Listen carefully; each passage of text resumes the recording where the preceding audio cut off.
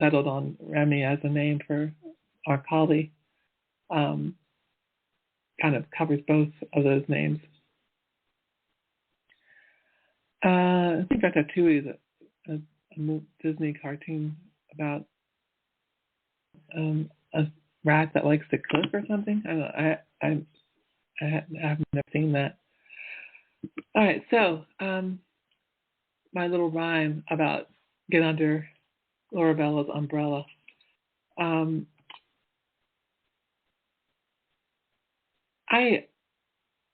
I really think there's going to be some big changes coming very soon, and it's going to be stuff for the good. I mean, I don't know whether you know this, but they were talking about Jacera and Nacera, and that has to do with finally getting out from under the footprint, the heavy boot of the government, and basically having things go to back to what they were supposed to be, and so we would have a lot more of our own money back in our pockets, and a whole lot less regulations, and a whole lot less BS. And there's nothing in the Constitution that says that you pay taxes on your income. It does say something about paying taxes on property, but that wasn't enough for them, so they had to find other ways to make money. And so they start putting on all this stuff. Oh, you want a driver's license? Oh, you got to pay extra for that. You got to pay extra for this, and there's a tax on that. And I paid for something recently, and I realized that it used to be in California that if you didn't pay taxes on food, only like luxury items. So now more and more they're changing it that the items that are considered luxuries or not necessities, not food, they're getting taxed. So it's always this one thing after another, and I don't think they realize how worn out people are, and also how tired they are of trying to stay ahead on this stuff. I want to point out that the best states to retire in 2022. As you know, I've been talking about that they've taken 3.2 million people have left California because of the pathetic, miserable, fascist behavior of the governor of California, Newsom, who is Pelosi's relative. He shut down businesses while his own little fat plump jack cafe stayed open. He told people they couldn't go out into crowds and have weddings and anniversaries and birthday parties, but he went and did it on our dime. Right? So Gavin Newsom, screw you. Anyway, this is an article from Smart Asset, and it's talking about the best states to retire in 2022. And I'll just read a little bit of it. It has a little quiz you can take to see what is the best match for you or where to go. But it says a comfortable retirement is a lifelong goal common to people of almost any age in any profession and from every state. But that isn't to say that retirement has equal value across state lines. Taxes, cost of living, and even climate can give certain states an upper hand when it comes to retirement. The same income investments can have much different values in different parts of the country. We're ranking the top states that can be ideal for retirement. And so it goes down the list there. This is at smartasset.com. And I don't know what you think would be the states that would be good ones, but it's saying several additional states have no state income tax. States that made our list also have favorable sales property, inheritance, and estate taxes.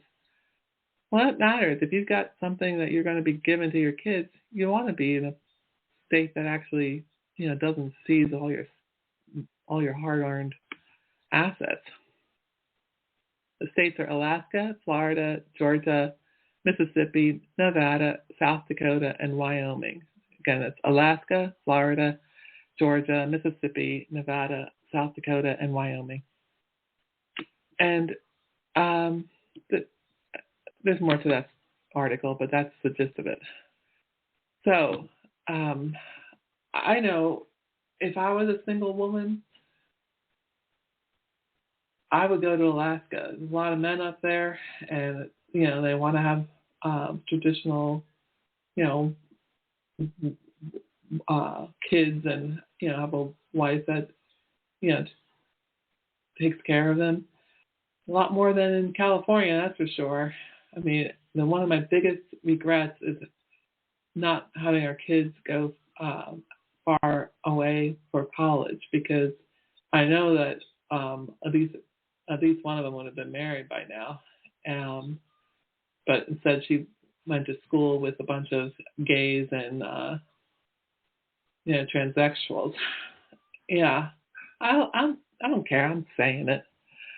And so if you're thinking about, Prager has said that when you're in college, it's never in your life will you ever be with as many people in the same boat with similar situations, but also for finding a spouse, that's where a lot of people find their spouse when they're in college. But if you're only meeting people who are gay, how are you supposed to find a spouse? So the colleges that are more, I would say, conservative Christian colleges, I think that'd be a good place to send your kids to college, because guess what? You don't want to have it be that no grandchildren in your future because your kids never got married. And I'm not saying that's the only reason to have kids, but when I speak to people who have never had children, that's one of their greatest regrets, because it's really a blessing. And, to have grandchildren is even a double blessing. So that's one thing I would say, if you are sending your kids to college, think about that, because it's also about where they're going to be getting a job offer. Usually people get job offers, near where they want to spend their life. And obviously, you don't want to have your kids far away from you, but you don't want them to be, you don't want them to spend all that money on college and then still, be with a bunch of whack job leftists who hijack Christian colleges. You know who I'm talking to. And then push Baja and all this other crap and barely mention Christianity, and forget that it was a Christian group of people that founded that college, and you let it get hijacked, all for your overpaid professor jobs. Ugh.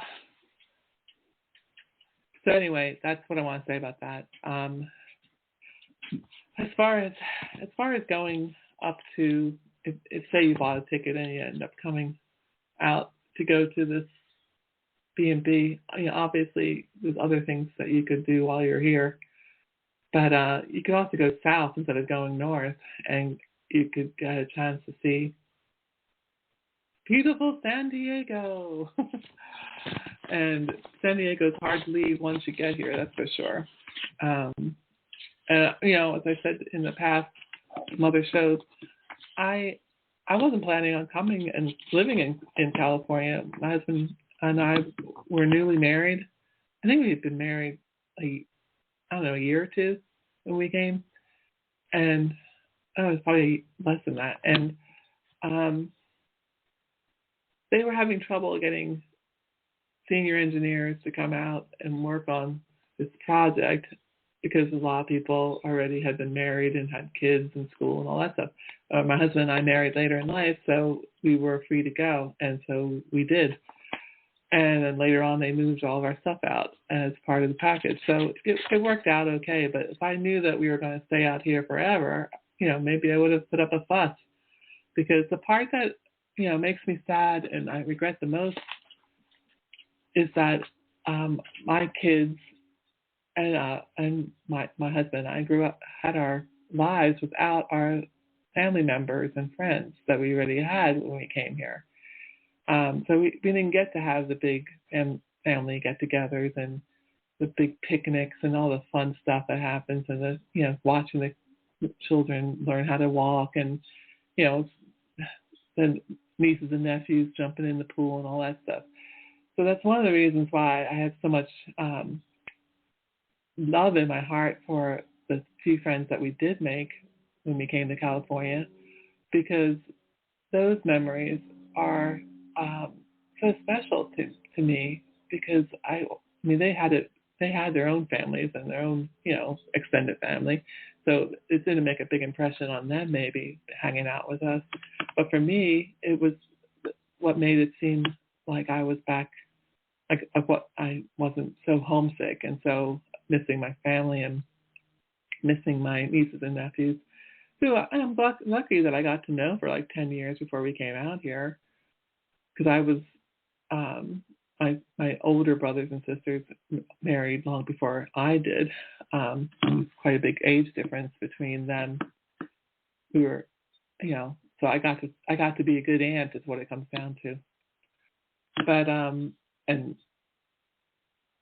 had lots of family get-togethers. But the part that I missed the most was the celebrations. That's partly why I like the celebration and decor and wedding industry, menus and events and all that stuff, because life needs to be celebrated and needs to be made special. And it's not just about having a party and picking out and food and having some beer.